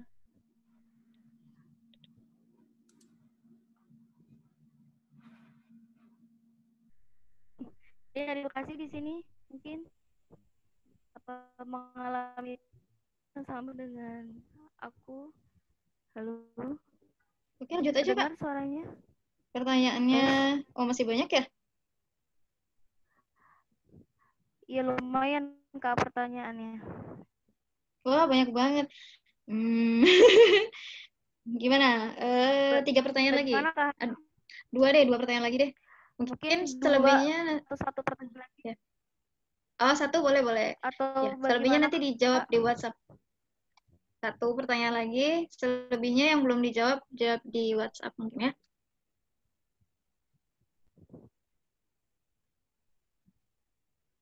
Oke. 1 pertanyaan lagi ya, Kak. Oke, kita lihat di sini.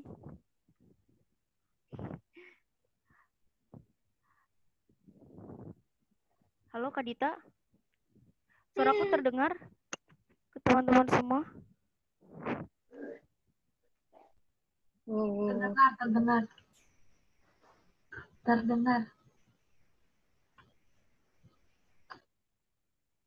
Bentar ya teman-teman, agak cukup loading di sini.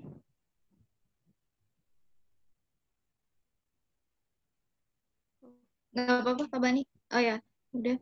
Halo? Lanjut aja ya. Yang mana, Kak, pertanyaannya?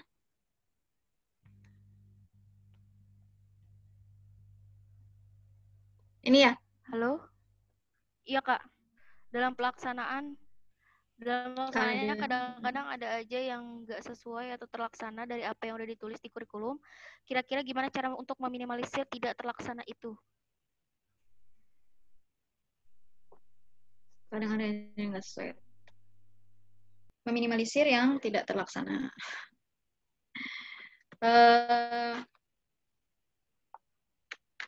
Ini ketika kita membuat kurikulum, itu tadi kita harus dibekali sama sabar dan syukur ya. Sabar dalam menjalankannya. Karena kita pun misalnya punya planning individu gitu ya. Besok mau diet, ditunda lagi, nggak terlaksana gitu. Atau besok aku mau cuci sepatu, ditunda lagi kayak gitu ya. Kalau misalnya hambatannya itu ada di luar diri kita, ya udah kita tawakaltu ilallah lah gitu ya. Tapi kalau misalnya ada dari dalam diri kita harus kuatkan lagi tekad kita gitu ya. Ini kalau misalnya tidak terlaksana, kita evaluasi. Kenapa tidak terlaksana? Apakah terlalu tinggi? Apakah tidak sesuai sama karakter kita? Jadi kita enggan untuk melaksanakannya. Nggak sesuai sama karakter keluarga kita. Nggak sesuai sama kebiasaan kita. Baiknya kita evaluasi dulu gitu ya. Sebaiknya kalau misalnya, kan kurikulum itu terkait juga dengan kemampuan kita mengimplementasikan. Kalau kurikulumnya nggak bisa melaksanakan, sama aja bohong. Kalau bisa ya, kurikulum keren, tapi ditopang dengan semangat generasi-generasi terdahulu gitu. Seperti apa bisa melaksanakan hari-harinya itu dengan penuh perjuangan itu seperti apa gitu. Apa inputnya, apa yang dilaksanakan oleh beliau-beliau itu. Kalau kita lihat berkaca sama kondisi kita, sebaiknya biar nggak terlalu tertekan, kita sedikit demi sedikit. Tahu prinsip Kaizen nggak? Kaizen, ada yang tahu Kaizen, coba tulis di chat ya. Kaizen apa? Boleh teman-teman ditulis di chat tuh. Yang tahu Kaizen ada ya? Perbaikan. Oh, perbaikan. Oke. Jadi Kaizen itu budaya di Jepang yang dia melakukan kebiasaan baik walaupun itu kecil setiap hari gitu. Jadi kalau misalnya kita belum mampu untuk melaksanakan kurikulum yang keren-keren gitu, kayak yang ibu-ibu hebat katakan gitu ya, yang misalnya nge-share, oh kurikulum keluargaku seperti ini gitu. Kalau kita belum mampu, sesuaikan sama kesanggupan kita gitu. Sambil kita terus belajar, berimprove, kita belajar dari sejarah-sejarah gitu, kita upgrade terus ilmu kita. Kalau misalnya walaupun sedikit demi sedikit, tapi continue itu lebih baik daripada jor-joran di awal karena semangat, terus kan nggak dilaksanakan lagi. Karena kurikulum itu kan sifatnya continue gitu ya. Lebih baik sedikit demi sedikit. Walaupun itu cuma satu kebaikan gitu. Nah, Kaizen itu gini dia cara kerjanya. Jadi misalnya kita mau membiasakan kebiasaan membaca, itu kita mulai dari 1 menit. Padahal kita mungkin bisa, kalau misalnya baca gitu ya, bisa lebih dari itu. Sekali baca bisa 1 jam gitu. Kenapa akhirnya kita nggak melaksanakan sesuatu rutinitas yang baik itu adalah karena kita pernah melakukan hal itu jor-joran.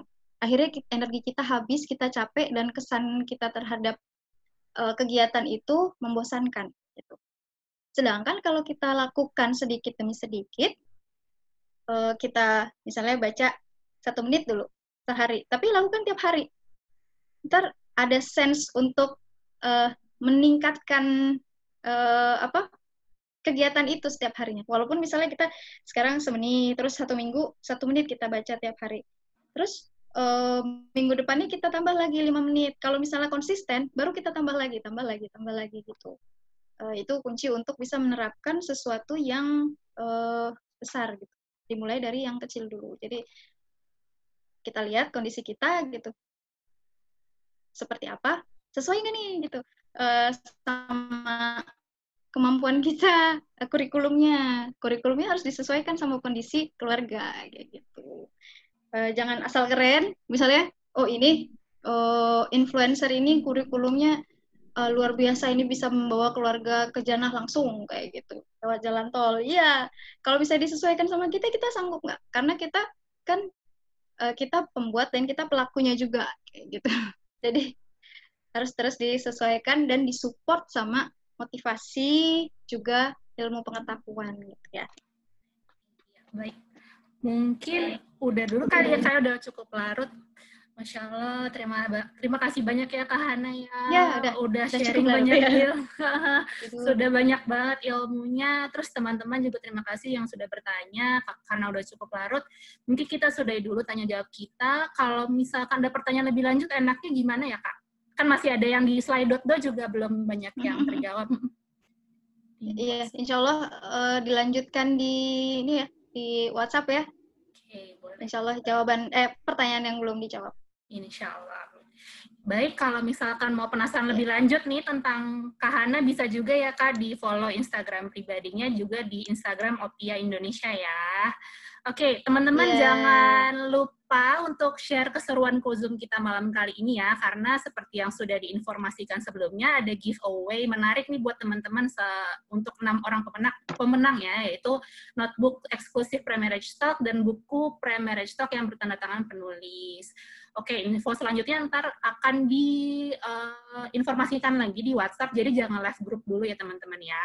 Aku mau ngingetin lagi, besok jadwal kita adalah dengan Kak Sarah Fauzia Bahri, owner dari Lentera Kecil, dengan tema Islamic Parenting Talk, pendidikan tauhid anak usia dini. Jadi jangan kelewatan bagi teman-teman yang sudah mendaftar.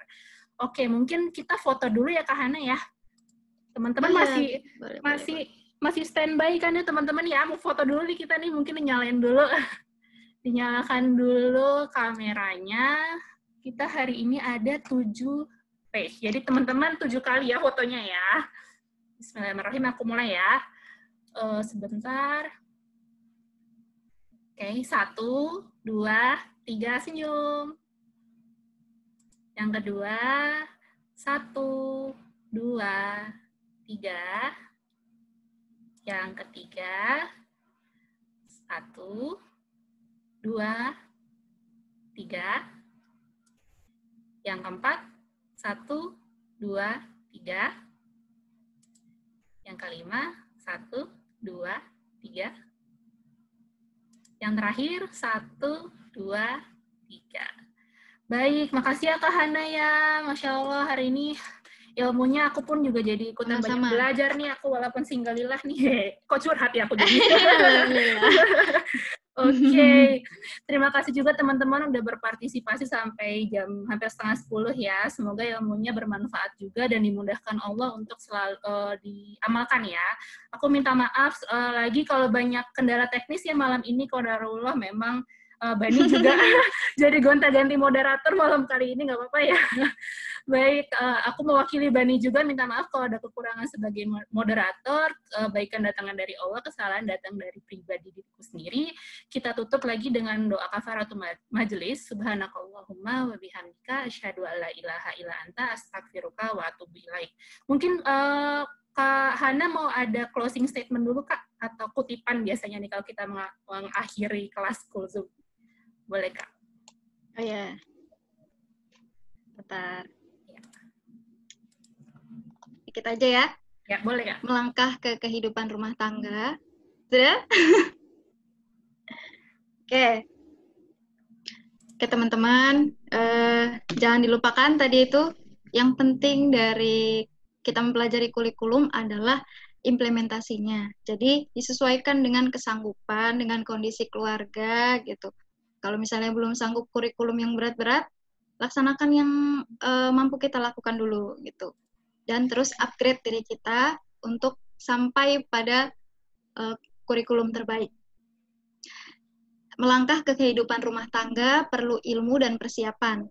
Menikmati dan berjuang hari demi hari di dalamnya bernilai ibadah. Jika bisa mendapat pahala maksimal, mengapa harus setengah-setengah? Sekian. Jazakumullah khairan katsir. Wassalamualaikum warahmatullahi wabarakatuh. Assalamualaikum warahmatullahi wabarakatuh. Terima kasih Kak Hana. Teman-teman kalau mau nyalain audio boleh. Terima kasih ya teman-teman ya sudah hadir. Suka dengan konten ini? Jangan lupa ya klik subscribe, turn on notification, like, dan share. Dan follow kami di Instagram @primarytalk untuk update konten menarik kami berikutnya. Primarage Talk, your Islamic Primarage sharing partner.